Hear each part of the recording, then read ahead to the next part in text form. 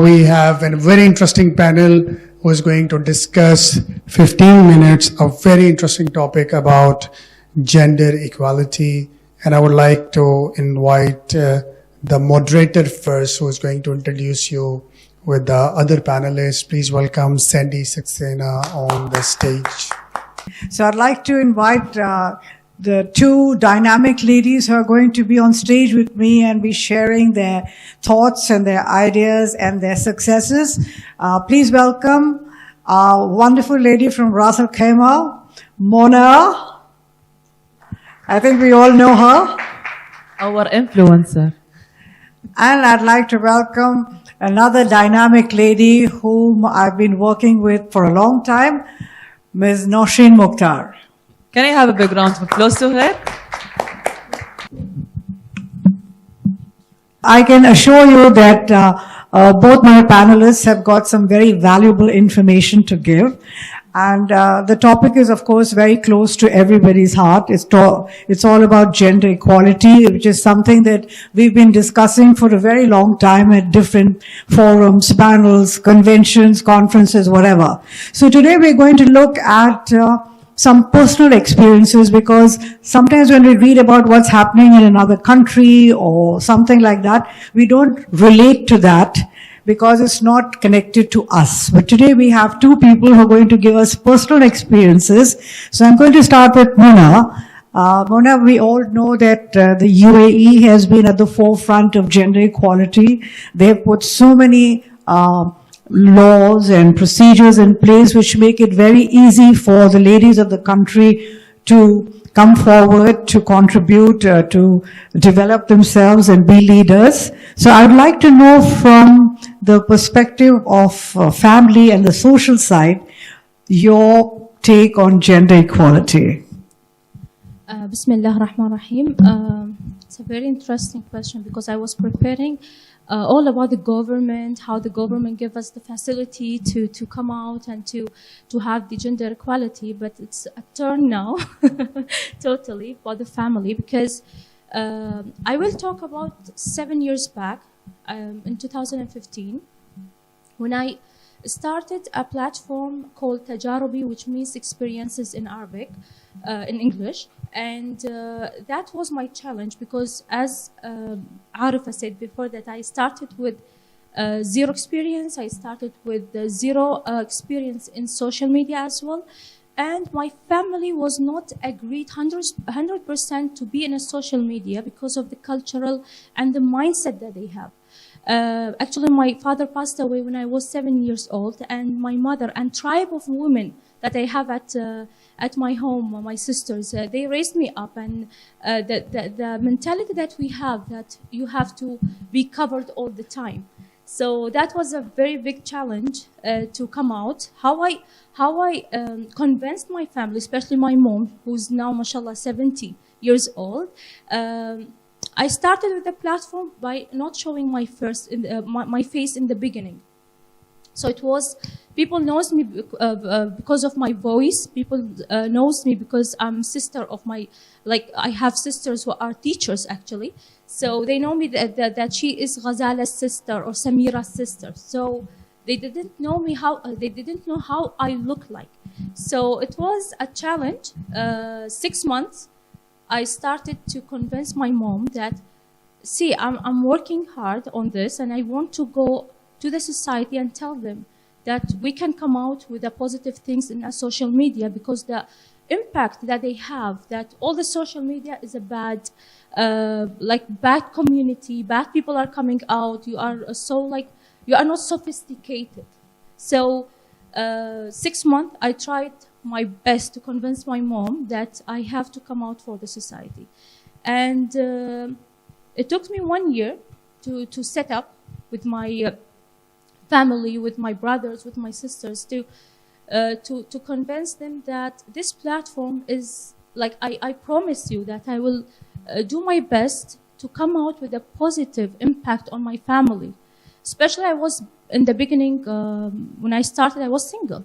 And guess what, now, after 7 years, after I'm having 500,000 followers, and I'm having some certain positions, and having like being a wife and a mother, my mother now, she's having Facebook platform and she's putting likes on my photos, which is really impressive.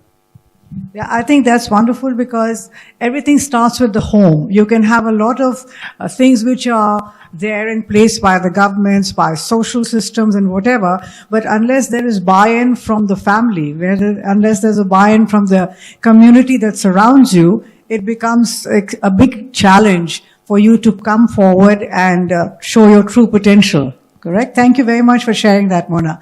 And Nousheen, I'd like to come to you. You're a very successful business person. I won't call you a businesswoman, but business person. You're also a mother. And you've been managing not one, but I think now several businesses. And the last time that we interacted very closely was you had invited me to be a jury on the awards that you were giving out.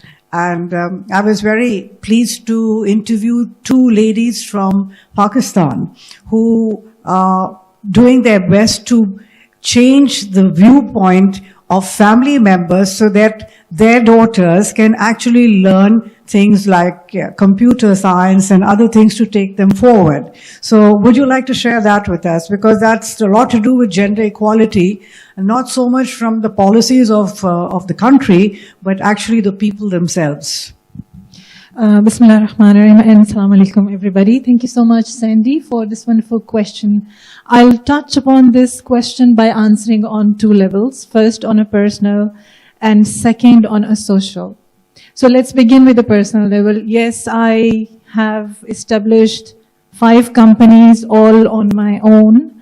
There was no support from anybody else. It all came from my mind. I started with $5 job. I know it's surprising.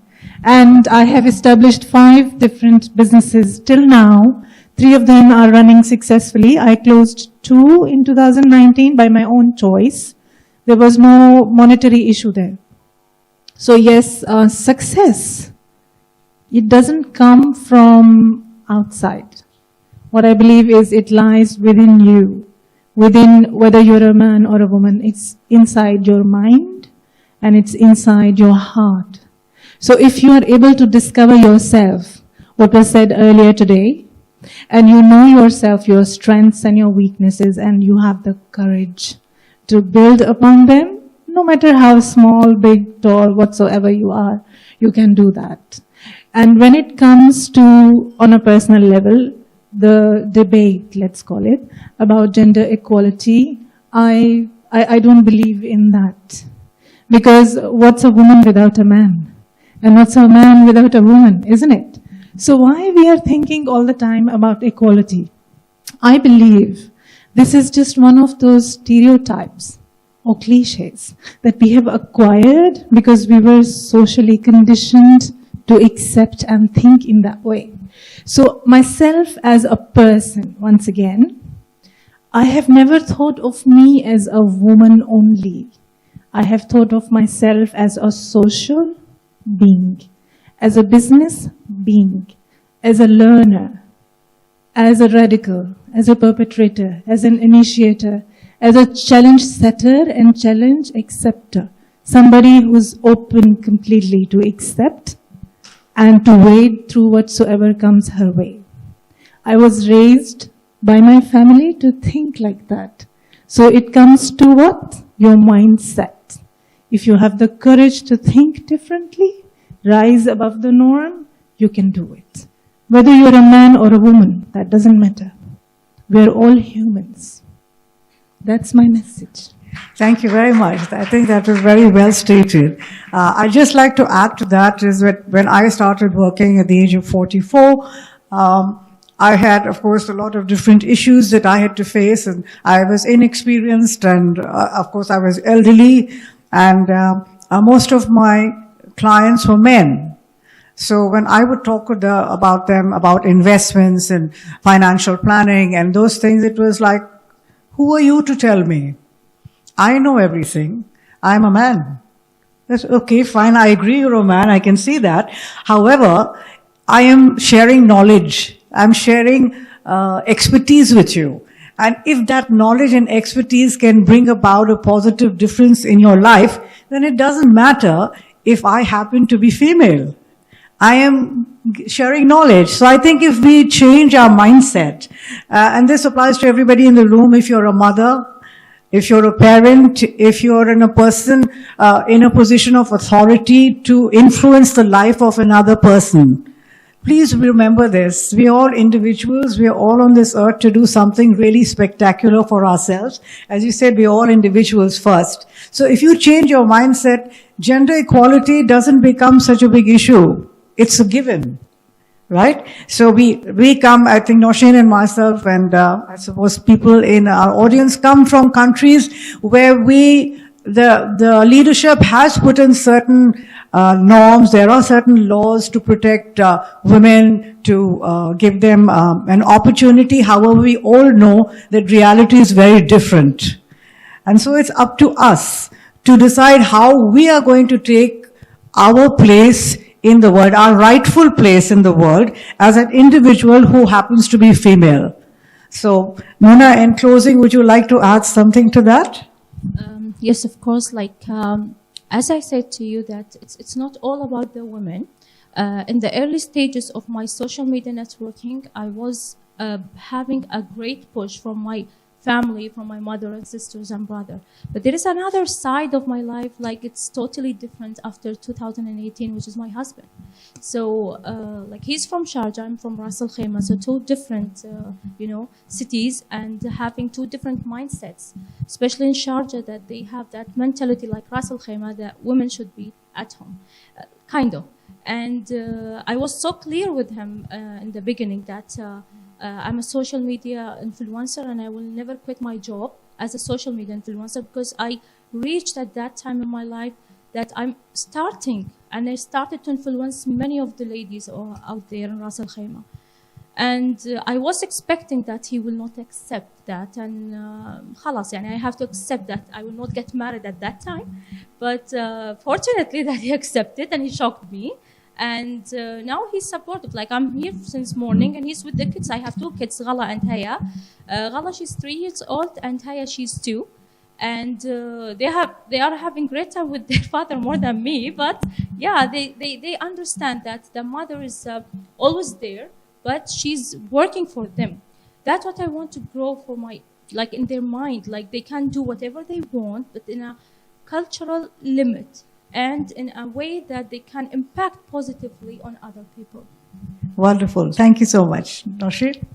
Thank you so much for this question, Sandi. While Mona was talking about the cultural nuances, what I have seen in the younger generation at the moment, especially the female children, let me say the teenagers and people in their 20s, my observation has been that they feel that it's very important for them to renounce everything which is related to culture.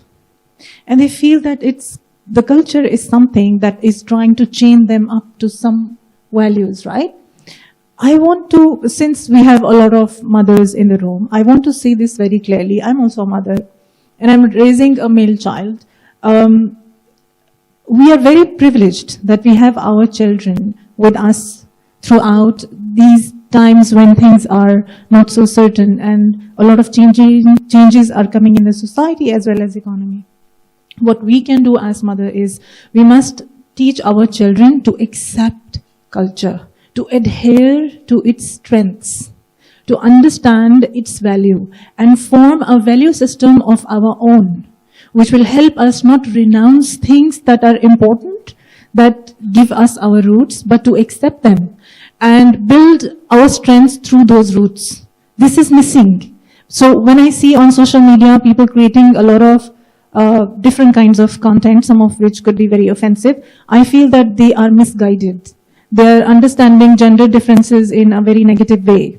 So renouncing culture and renouncing awareness of who you really are doesn't mean that you're very modern and radical. It means that you're going the wrong way. And that's where the roles of mothers like myself come in. We have to teach our children what gender really means, what gender difference really significates. I hope you're understanding my point. It doesn't mean that a female child should be considered inferior to a male child. How do we teach this to our children? How do our male children respond to this difference?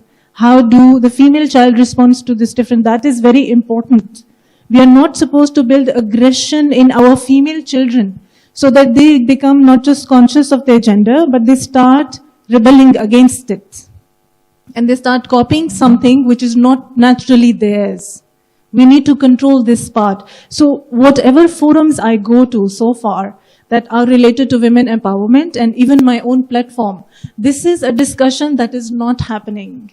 We are talking about, okay, yes, I'm a woman, I did this, and that is commendable. And when I do that, everybody claps.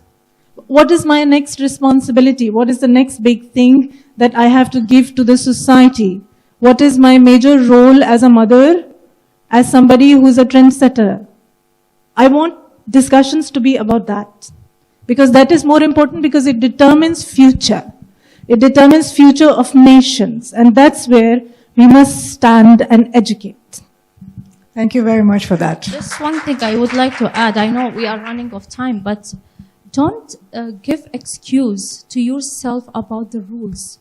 Every rules that has been exposed to the society is written by a human. So it's a subject to be changed in the future. So whatever I want to do as a woman in the business, for example, I want to do anything. The one and only thing we are reflected about is the negative people, not the rules. The rules are there and they will keep changing day by day, second by second. But the inner human inside you, which knows that this guy it's good and this person is not good, this is what we have to change exactly. So the negative people, just ignore them. And the rules are changeable. Just go ahead on your goals. Thank you very much for those wonderful words of wisdom. And my closing remark to all the ladies sitting in the room is this: you have only one life, enjoy it. Yes. Thank you. Thank you so much, Sandi. Thank you, Muna. Thank you, Nousheen, for this lovely panel discussion. So let's move to our next